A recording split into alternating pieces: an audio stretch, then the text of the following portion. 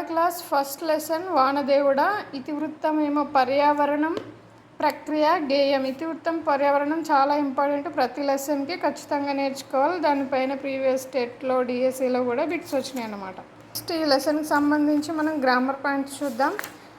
Grammar పాయింట్లో వర్ణమాల గురించి explain చేశారు. మనం పలికే ధ్వనులు ఆ, ఈ, ఊ అనే సౌండ్స్ ఉంటాయి కదా, ఈ ధ్వనులకు గుర్తులను ఏర్పరచుకున్నాము. ఈ గుర్తులను ఏమంటాం మనం? అక్షరాలు అని అంటాం. ఈ అక్షరాలు అనే వర్డ్ ఇంపార్టెంట్ మనకు. ఈ అక్షరాలు ఆ నుంచి బండిరా వరకు ఆ, ఈ, ఊ అని ఈ అక్షరాలు అన్నింటిని కలిపి మనం ఏమంటున్నాం? వర్ణమాల అంటున్నాం. ఈ వర్ణమాలలో టైప్స్ ఉన్నాయి అన్నమాట. ఆ నుంచి ఆ వరకు అక్షరాలనేమో అచ్చులు అంటాము.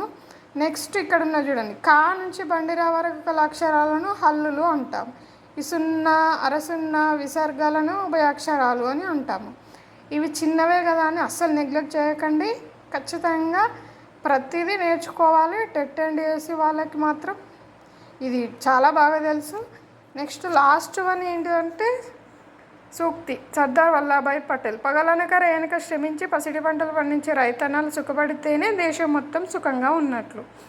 ఈ సెంటెన్స్ ఇచ్చి ఇది ఎవరన్నారా అని అడగచ్చు, కానీ ఇంతకుముందుకైతే ఇలా అడగలేదు. కానీ మనం అన్నీ నేర్చుకోవడం చాలా ఇంపార్టెంట్. ఓకే.